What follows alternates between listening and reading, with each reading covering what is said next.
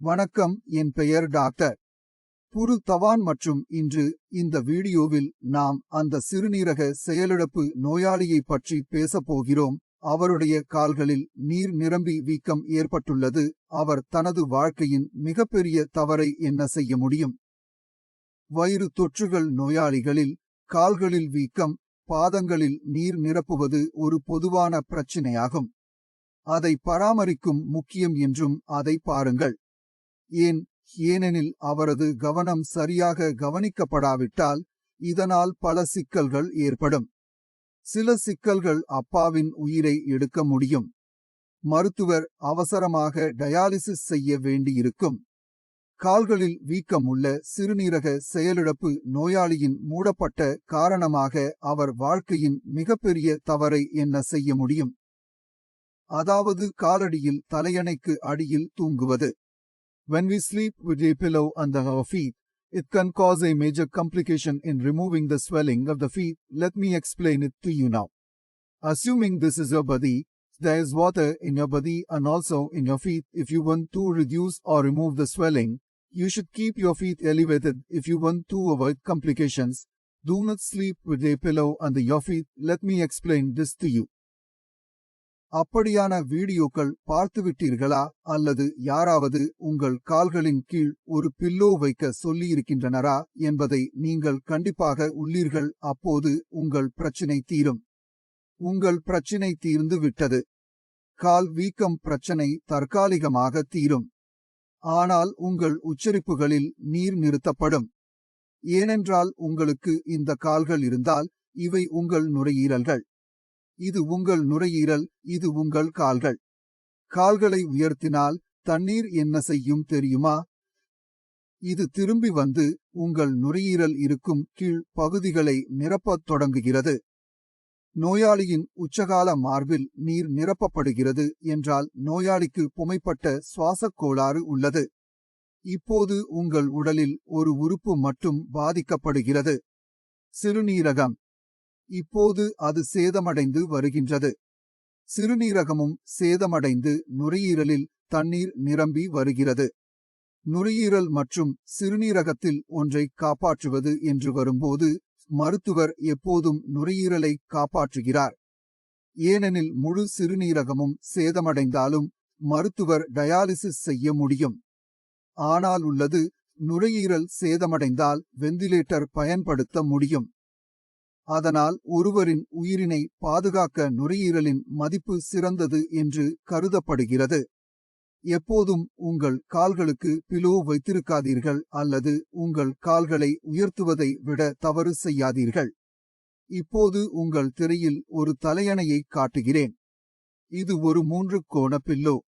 வடிவத்தை பார்த்துள்ளீர்களா? இது ஒரு முக்கோண ஆப்பிள் ஆகும். மாடலும் அதில் சுகாதாரமாக தூங்குகிறார் என்று நீங்கள் பார்த்தீர்களாக. ஆனால் இதனால் எங்கள் நுரையீரல் எப்போதும் எங்கள் கால்களின் மேல் இருக்கும். உங்கள் கால்களில் நீர் சேகரிப்பு நிறைந்திருக்கும். ஆனால் இது பெரிய சிக்கல் ஏற்படுவதில்லை. ஆனால் உங்கள் குப்பையில் நீர் வெளியேறும்போது அது மிகப்பெரிய சிக்கலாக இருக்கும். எப்போதும் நோயாளியின் உடல் படுக்க வேண்டும் என்றால் அவர் ஒரு சுருட்டு நிலையில் தூங்குவார். யாருடைய உதவியுடன்? முக்கோண பில்லோவின் உதவியுடன். எனவே நம் நுரையீரலில் தண்ணீர் நிரம்பக்கூடாது என்று இது என்னுடைய பொருள். அதற்காக நாங்கள் ஒரு சிறிய முறை கற்றுக்கொண்டு வருகிறோம். ஆனால் உடலில் தண்ணீர் நிரம்புகிறது என்றால் அதன் பின்னணியில் உள்ள காரணம் என்ன? காரணம் உங்கள் சிறுநீரகத்தின் வேலையை சரியாக செய்ய முடியவில்லை என்று இருக்கின்றது. எனவே அதிலும் நாம் வேலை செய்ய வேண்டும். நாங்கள் சிறுநீரகத்தின் செயல்பாட்டை அதிகரிக்க வேண்டும். சிறுநீரக செயல்பாடுகள் அதிகரிக்கும் போது உடலில் தேங்கியிருக்கும் தண்ணீரும் உடலில் இருந்து வெளியேற வேண்டும். இதற்காக நாங்கள் சில நேரங்களில் டயூரெடிக்கள் உதவ வேண்டும். எங்கும் உடலில் நீர் ஓட்டத்தை அதிகரிக்க உதவும் மருந்துகளை எடுக்க வேண்டும் என்று நாங்கள் எடுக்கின்றோம். உடலில் இருந்து தண்ணீர் வெளியேற்றுவதன் பொருள் என்னும் பற்றி பேச வேண்டும். இரண்டாவது, நீங்கள் நினைவில் கொள்ள வேண்டியது உலர்ந்து கொள்ளப்படும் தண்ணீரின் அளவை கட்டுப்படுத்த வேண்டும். ஏனெனில் உங்கள் உடலில் ஏற்கனவே நிறைய தண்ணீர் உள்ளது. உங்கள் உடலில் அதிகப்படியான தண்ணீர் இருந்தால், மேலும் தண்ணீர் குடித்தால் அது புளிப்பாக ஆகி சிக்கல் அதிகரிக்கும் என்று நினைத்துக் கொள்ளவும். எனவே உங்கள் கால்களில் வீக்கத்தை காணும்போதெல்லாம் உங்கள் முதல் கடமை உங்கள் தண்ணீரின் அளவை குறைப்பதாகும். ஒரு நாளைக்கு 1 லிட்டர் தண்ணீர் குடித்தால் அதை 500 மில்லியாக குறைக்கலாம். ஏனெனில் நீங்கள் 500 மில்லில் குடித்தால் நீங்கள் உங்கள் சிறுநீர் வழியாக 800 மில்லியோ அல்லது 900 மில்லியோ மில்லில் வெளியேறுகிறீர்கள். பிறகு வீக்கம் நீங்க பார்ப்போம். மற்றொரு உருவாக்கத்திற்கு உங்கள் மற்றுமொரு கட்டுரை உள்ளிட வேண்டியது உணவில் உப்பின் அளவை குறைக்க வேண்டும் என்று நினைக்கவும். ஏனெனில் நீங்கள் அதிக உப்பை உட்கொண்டால் உங்கள் கால்களில் மட்டுமல்லாது மற்றும் உங்கள் முகத்திலும் வீக்கம் ஏற்படும். ஏனெனில் முகம் நீர் முழுவதும் நிரம்பியிருக்கிறது. இப்போது கேள்வி எழுகிறது, ஏன் இந்த வீக்கம் உடலில் வருகிறது? நாம் அதை நிர்வகிக்க வேண்டும். சில நேரங்களில் நாம் தலையணைகள் வாங்க வேண்டும். சில நேரங்களில் நாம் டயூரிடிக்ஸ் எடுக்க வேண்டும். நாம் ஏன் இந்த சிக்கலில் சிக்கிக் கொள்கிறோம்? இந்த பிரச்சனை சில காரணங்களுக்காக பொதுவாக காணப்படுகிறது. முதலில், உங்கள் இரத்தத்தில் உள்ள மொத்த புரதத்தின் அளவு குறைந்து விட்டது. ஒரு நோயாளியின் சிறுநீர் நிறைய புரதத்தை மிகவும் இழக்கின்றது, 3 அல்லது 4 ஆகியவை. மேலும் அந்த புரதத்தை உட்கொள்ள முடியாமல் உடலில் நிர்வகிக்க முடியாது என்றால், இரத்தத்தில் உள்ள மொத்த புரதம் மற்றும் அல்புமின் குறைந்திருக்கும் என்று நாம் கண்டுகொள்கிறோம். இப்போது அல்புமினும் புரதமும் குறைந்து போகும் போது இரத்தம் கனமாகிறது. When the protein in the blood decreases due to the kidneys not being able to hold it, the blood becomes thin and the fluid in it starts to seep into the legs. This is why there is swelling in the legs. இப்போது நாம் இதை சரிசெய்ய விரும்பினால், முதலில் புரதத்தின் கசிவை நிறுத்த வேண்டும் என்பதில் நாம் கவனம் செலுத்த வேண்டும்.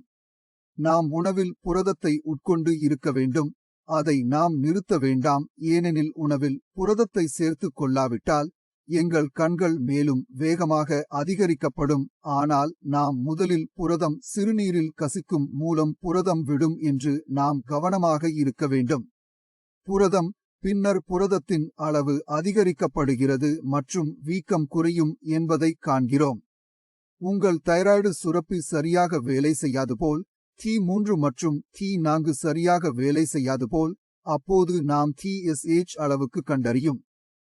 தைராய்டு தூண்டுதல் ஹார்மோன் உடலில் அதிகரிக்கத் தொடங்குகிறது. இது உங்கள் உடலுக்கு போதுமான தைராய்டு போதுமானதாக இல்லை என்று கருதப்படுகிறது. வளர்சிதை மாற்றம் தடைபடுகிறது. That is, the protein in the food we eat is not being properly absorbed. ஏனெனில் நாம் ஹார்மோனில் ஒரு சிக்கலை எதிர்கொள்கிறோம். எனவே சிறுநீரக செயலிழப்பு நோயாளிகள் அனைவரும் இயல்பாகவே ஒவ்வொரு 3வது மாதமும் தைராய்டு பரிசோதனை செய்யச் சொல்வோம். நீங்கள் தவறாக வீக்கம் பெறுகின்றது என்றால் அதன் பின்னால் தைராய்டு இருக்க வேண்டாம். ஏனெனில் தைராய்டு எளிதாக கட்டுப்படுத்தலாம். நீங்கள் காலையில் ஒரு மருந்து எடுக்க வேண்டும் மற்றும் உங்கள் தைராய்டு கட்டுப்பாடு கீழே வருகிறது.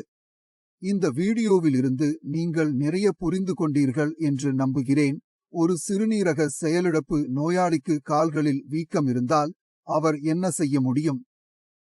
உங்களிடம் இன்னும் எந்த சந்தேகம் இருந்தால் எதையும் கேட்க விரும்புகிறீர்களா?